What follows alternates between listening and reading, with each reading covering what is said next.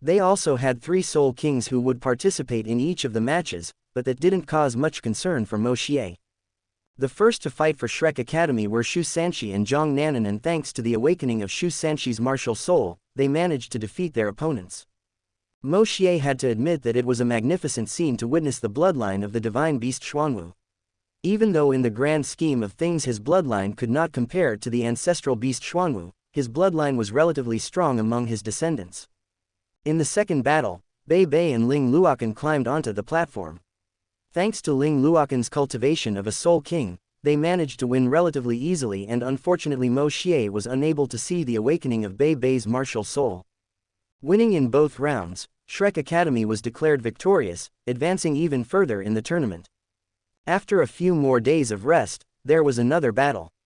This time his opponents were from Longpeace Academy and it would be a team fight. By this time, Ma Xiaotao and Dai Yuheng had recovered, but Moshier rose alone with Ling Luokan and upgraded her ice element to ultimate ice, freezing all of his opponents into ice statues and once again securing a victory for Shrek Academy. The rest of the group competition also passed smoothly and Shrek Academy did not suffer any defeats. After the round robin was over, they entered the qualifiers. Their first opponent would be the Douling Imperial Soul Academy and the match would be played in a few days. At the time, Wang Yan was leading Moshier and the others to the Starlight Auction where a top-notch auction would be held. Moshier was especially interested in the embryo of the Snow Empress and secretly started making schemes. If he could make a contract with the Snow Empress, he could strengthen his self-created spirit ring and, if that wasn't possible, he could have her as his second ring for his second martial soul. After finding the room where they would be accommodated, Moshier sneaked out of the Starlight Auction and into a dark alley. Elder Zan, I need your help. Moshier knew that Zan Zi secretly protected the students of Shrek, so his departure must have been noticed by him as well. As expected, the figure of Zan Zi appeared before him holding his wine gourd. What's the problem, brat? Zan Zi asked. Elder Zan, how do you feel about borrowing an item that will be sold at auction today? Moshier asked with a smile. Zan Zi became suspicious and asked curiously, what do you mean by that? Do you want to rob the auction? He knew that Moshier couldn't have any information about what was going to be auctioned off as it protected him from the start, so his curiosity was piqued. Formulating the best words in his mind, Moshier began to explain, when I entered the Starlight Auction, I felt the pulse of a 100,000-year-old spirit beast, but it was incomparably weak and its signature was practically that of a newborn. If I'm not mistaken, it must be an embryo of a 100,000-year-old spiritual beast and it must be sold at auction today. Zan Zi began to listen without any change in his expression, but as Moshier spoke, his expression became more and more distorted, and now he wore a stunned expression. Of all the people who will participate in the auction, the Sun Moon Empire is the most likely to be able to buy the embryo. It is also likely that they will send a spiritual master to bring the embryo back to the Empire immediately. Since that's how it is, why not ambush them on their way back and enjoy all the benefits? Moshier finished with a sly smile. Sounds like a good idea. I always thought that you were an innocent brat, but it looks like I underestimated you. Zan Zi looked at him and smiled in the same way. They planned for a while and Moshier calmly returned to where Wang Yan and the others were. The auction continued normally and most of the items were not to Moshier's liking. However, he was able to see through various mechanisms created by the Sun Moon Empire in some auction spirit tools. Their techniques were much more refined than those at Shrek Academy, but they were still way behind his own. This once again cemented his determination to improve the Spirit Tools Department's level of knowledge to a level higher than the Sun Moon Empire. Yu Hao also managed to get the Star Luo Emperor's promise regarding the Ice Jade Scorpion left arm spirit bone and would receive it at the end of the tournament. Finally the item Moshier was waiting for appeared. When it was sold, Moshier broke away from the group saying he had something to do. Using his illusion ability, he sneaked out of the city. Moshier and Zan Zi wore black suits and hid in a small forest on the way to the Sun Moon Empire. After some time, they finally saw a hooded figure flying towards them and according to Zan Zi, he was at least a rank 87 soul Duluo. When he got close enough, Moshier and Zan Zi made their moves. Moshier instantly used his spiritual shock in conjunction with his Eye of Destiny, causing Soul Duluo great pain and stunning him for a small moment. However, that small moment was enough for Zan Zi to use to his advantage. With only his physical and spiritual power,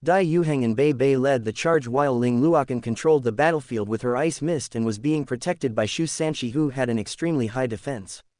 Zhang Nanan was also hiding in the ice mist and looking for opportunities to pull someone out of the fight, and Moshier stood in front of Ling Luokan, ready to help Ma Xiaotao and the others.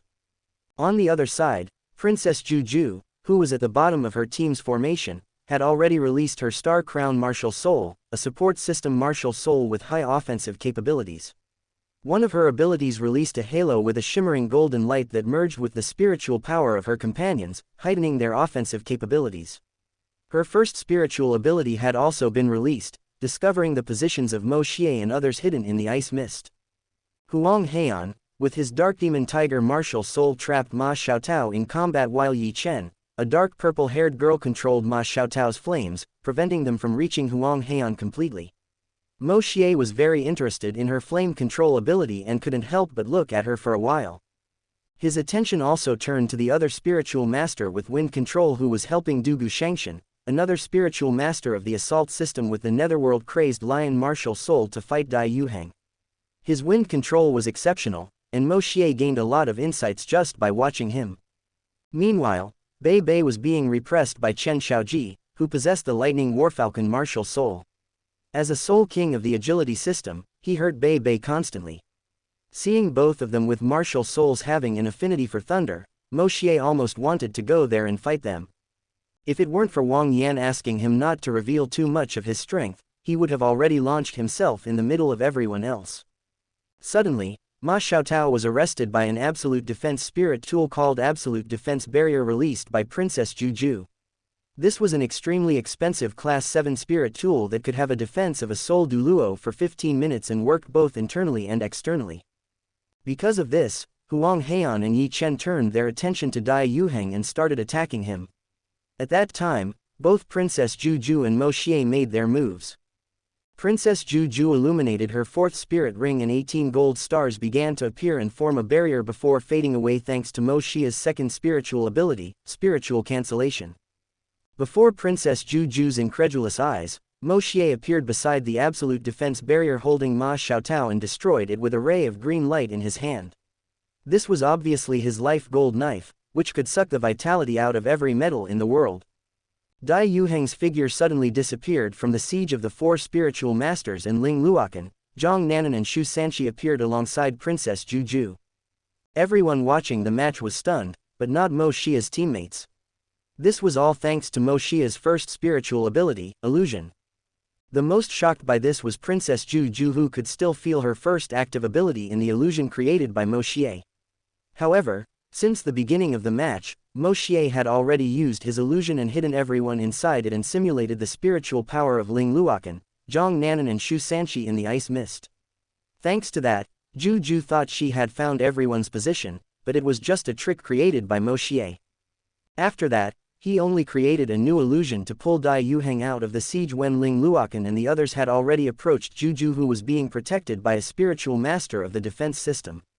Ma Xiaotao, now free, used one ability after another, unleashing intense flames on the four spiritual masters who had previously attacked Dai Yuheng. Her flames were being enhanced by Moshier's ultimate fire, so its power was even stronger than before. Dai Yuheng had already reappeared alongside Chen Xiaoji and helped Bei Bei defeat him. Even though he was extremely fast, faced with the surprise attack of a Soul Emperor, he couldn't react quickly enough and suffered powerful attacks from Dai Yuheng and Bei Bei, soon leading to his elimination. The defense system's spiritual master tried to use his spiritual abilities to defend Zhang Nanan, Ling Luokan and Shu Sanshi's attacks, but they were all cancelled by Moshier. No one knew what Moshier had done as he hid his spirit rings with his illusion, but they were sure that the current situation happened because of him. Thanks to that, Princess Juju and the spiritual master of the defense system were quickly eliminated. The reason for this excellent coordination among Moshier's team was because of the first spiritual ability of his self-created spirit ring. After Moshier arrived in Star Luo City, he asked Yuhao to use his spiritual detection and spiritual sharing abilities. Moshier spent several days analyzing Yuhao's 1,000,000-year-old spiritual ring until he understood its structure and how its abilities were organized. After memorizing his skills, Moshier tried to combine them, and after a few more days, he finally succeeded. The first skill slot in his spirit ring has been filled with what is now called spiritual detection sharing. Thanks to this, Moshier got even more perfect control than Yuhao over the battlefield, and within a 1-kilometer area, everything was under Moshier's vision. Not even a speck of dust could be hidden from view. Everyone was shocked when they discovered this, but Moshier just said it was thanks to the ability of his martial soul. Knowing that Moshier didn't want to say much about it, they didn't ask too much, but mistakenly thought it was related to his fourth spiritual ability that he kept secret during training for the tournament. When the intense flames went out, 4 charred people could be seen unconscious in the middle of the platform. Although they were not dead, they were seriously injured and would take at least half a month to recover. Although Moshier didn't reveal his full strength, everyone knew he had a powerful illusion ability and some method to cancel out his opponent's spiritual abilities. Most people thought this method came from a spirit tool, as there wasn't a long cool-down time for its use. However, how could they know that the only restriction on his second spiritual ability was his mental power? As long as the opponent's mental power is not greater than Moshier's, his spiritual ability could be used continuously. The quality and density of Moshier's spiritual and mental power is incomparable with his peers, so as long as the spiritual ability used doesn't exceed a certain amount of spiritual and mental power, Moshier can cancel its activation as many times as he wants. Another thing that everyone noticed is that Moshier was floating in the air without using any spirit tools, but Moshier also hid his basilisk wings in his illusion so they could act as a means of escape in a critical situation. The duration of the match was very short, but it was also one of the most intense so far. In the spectators' perception, Shrek had more and more cards hidden under their sleeves. The ferocity of the Soul Emperors on their team was also displayed to everyone, making them increasingly excited by Shrek's exploits. The Sun Moon Imperial Soul Engineering Academy watched Moshier and the others leave with solemn eyes. Since the start of the tournament, this is the first time Moshier has used his spiritual abilities, but the degree of danger contained in them could be fatal if they weren't careful. Ma Rulong, the main team captain, said in a serious tone, "Shrek really lives up to its name. Huo Yuhao and Wang Dong have enormous potential, and I can hardly imagine what they will be like 5 years from now, but I can't see the depths of this Moshier. His illusion ability is already extremely powerful, and he still has some method to cancel out his opponent's spiritual abilities. We don't even know what other spiritual abilities he still has. We don't even know the extent of his combat power." Xiao Hongqian had his fists clenched as he listened to Ma Rulong. As arrogant as he was, he knew Moshier was dangerous. His sword skills were terrifying, and beyond the sword's intent he hadn't shown anything else. If this is combined with his spiritual abilities, even he wouldn't have much confidence to win. His companions were also in heavy silence, with the exception of one girl who was looking thoughtfully at Moshier. She opened her mouth and said in a soft voice, "I will participate during the final." Everyone turned their attention to her, wondering what had happened. Ma Rulong asked, a little dumbfounded, "Lin Ling, are you going to participate?" From what he knew of this girl named Lin Ling, she barely talks to the others and doesn't listen to the elders at the academy. Even when she came to the tournament, she said directly that she wasn't going to compete, so hearing her say that she was going to participate during the final left everyone there surprised. However, her statement raised the morale of everyone at the Sun Moon Imperial Soul Engineering Academy. They knew how powerful she and her martial soul were. With her help, it wasn't impossible to win against Shrek. Lin Ling didn't pay any attention to any of them, and when Moshier disappeared from her field of vision, she sat quietly again with her eyes closed. Her action disappointed most men, who admired her secretly or openly. Even though she was young, she was still a stunning beauty who caught the eye wherever she went. Elder Ma coughed and said, "Since Lin Ling has decided, let's make a new strategy for the final after we beat our next opponents." Everyone nodded and began to prepare. The match against Shrek will be the fiercest since their first participation in the tournament.